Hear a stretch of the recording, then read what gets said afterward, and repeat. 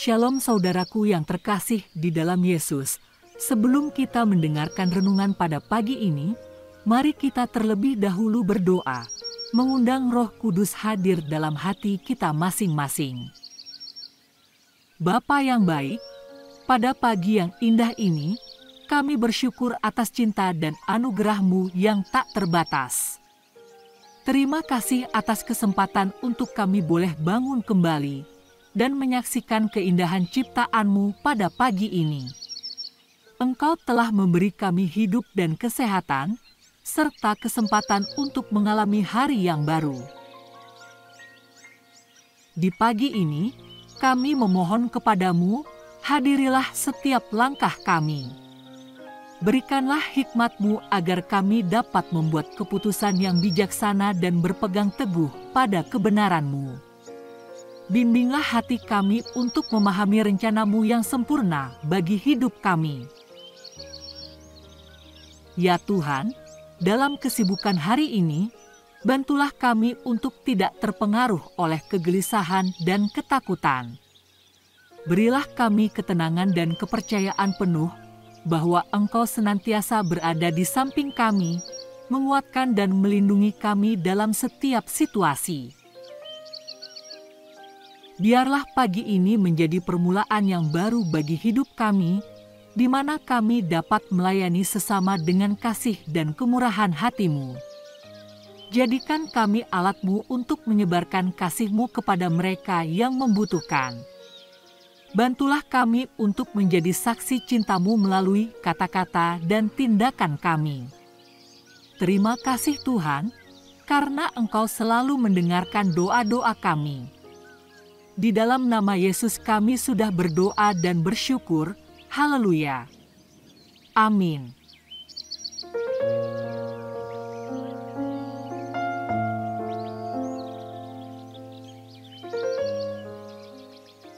Saudaraku, ayat renungan kita pada pagi ini tertulis dalam Yesaya 41 ayat 10.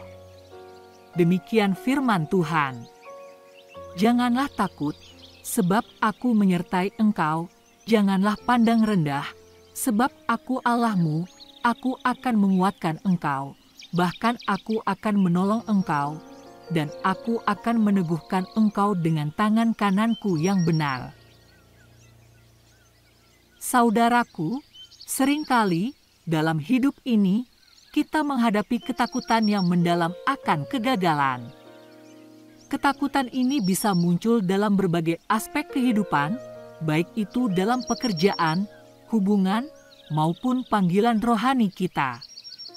Namun, sebagai orang percaya, kita diajak untuk menghadapi ketakutan tersebut dengan keyakinan dan keberanian, karena Tuhan mengajarkan kita bahwa dalam Dia, kita dapat mengatasi segala sesuatu, termasuk ketakutan akan kegagalan. Untuk itu, ada beberapa hal penting yang harus kita lakukan agar kita tidak terjerumus ke dalam ketakutan dan kegagalan. Yang pertama, mengakui keterbatasan manusia. Pertama-tama, kita perlu mengakui bahwa sebagai manusia, kita memiliki keterbatasan. Kegagalan adalah bagian dari kehidupan dan merupakan pengalaman yang biasa terjadi. Tetapi justru melalui kegagalan itulah kita dapat belajar, tumbuh, dan berkembang menjadi pribadi yang lebih baik.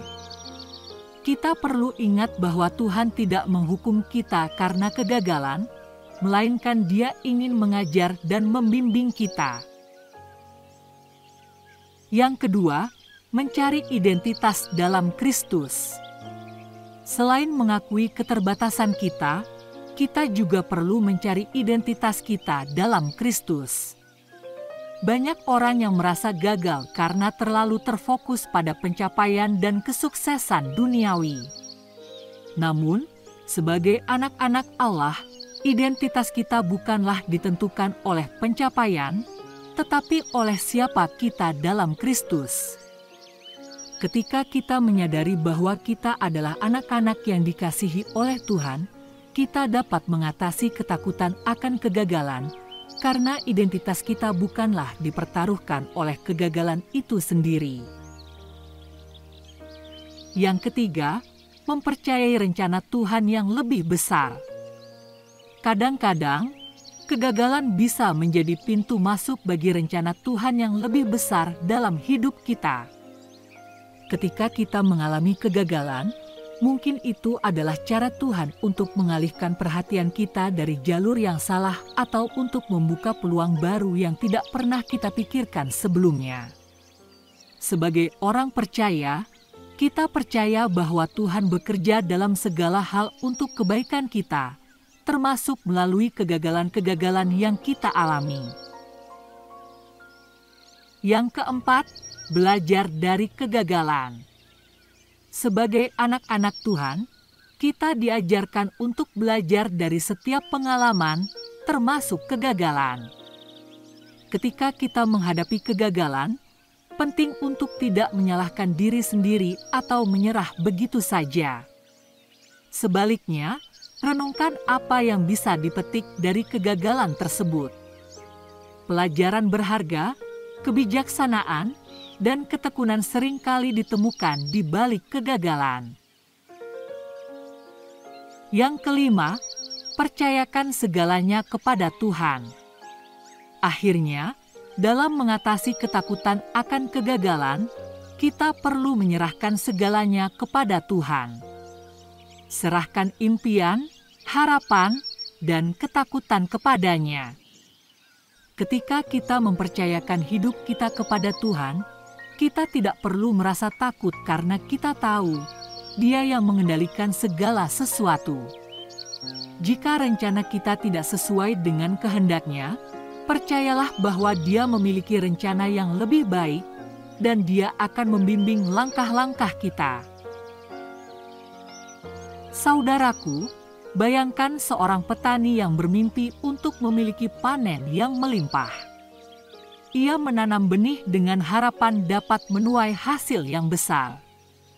Namun, sayangnya, datanglah musim kemarau yang panjang dan menghancurkan tanaman yang ditanamnya.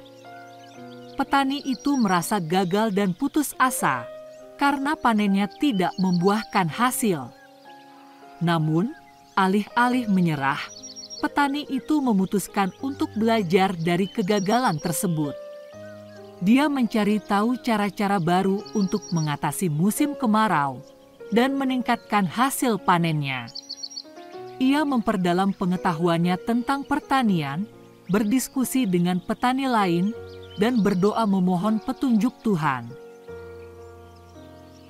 Suatu hari, ketika ia sedang berdoa, ia merasa Tuhan menuntunnya untuk mencoba menanam tanaman yang lebih tahan terhadap kekeringan.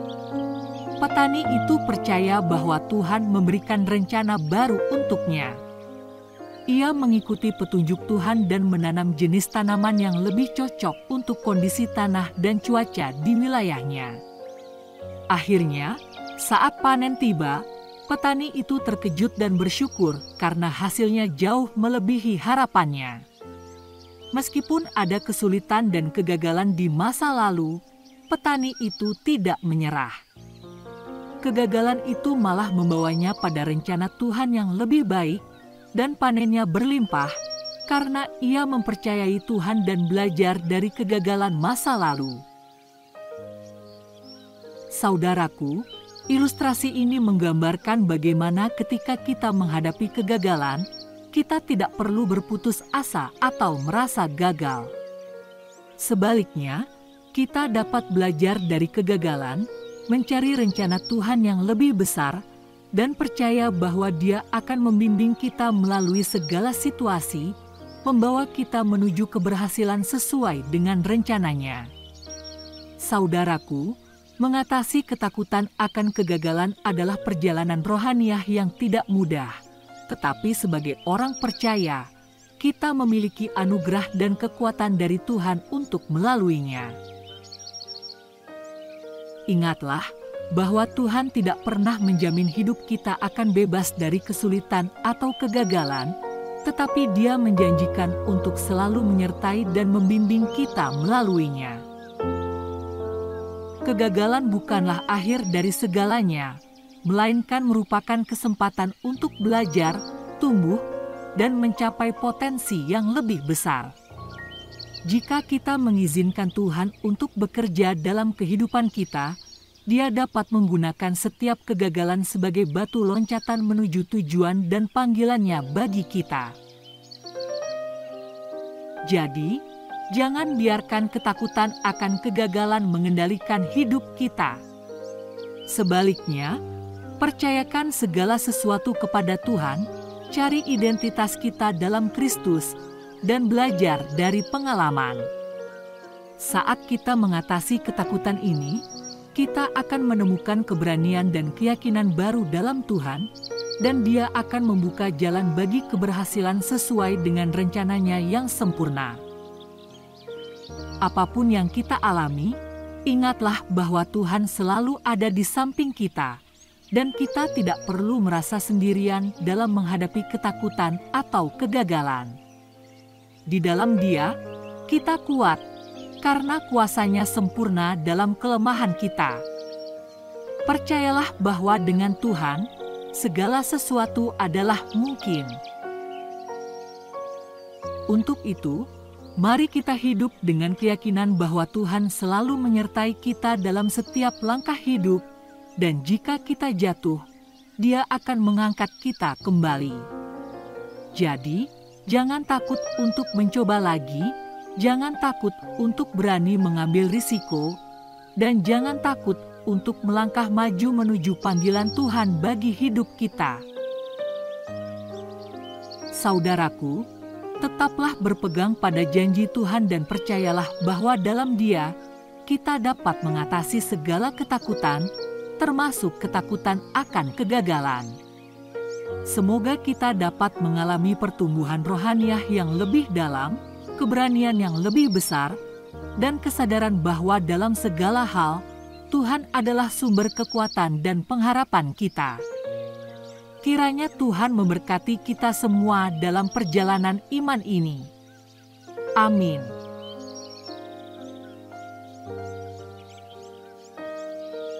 Saudaraku, untuk mengakhiri renungan pada pagi ini, mari kita kembali bersatu di dalam doa.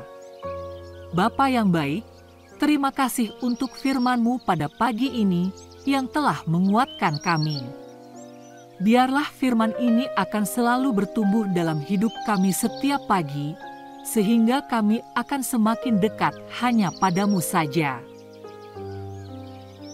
Memberkati untuk saudara-saudara kami dimanapun mereka berada pada pagi ini, berkati mereka dalam segala aspek kehidupan mereka.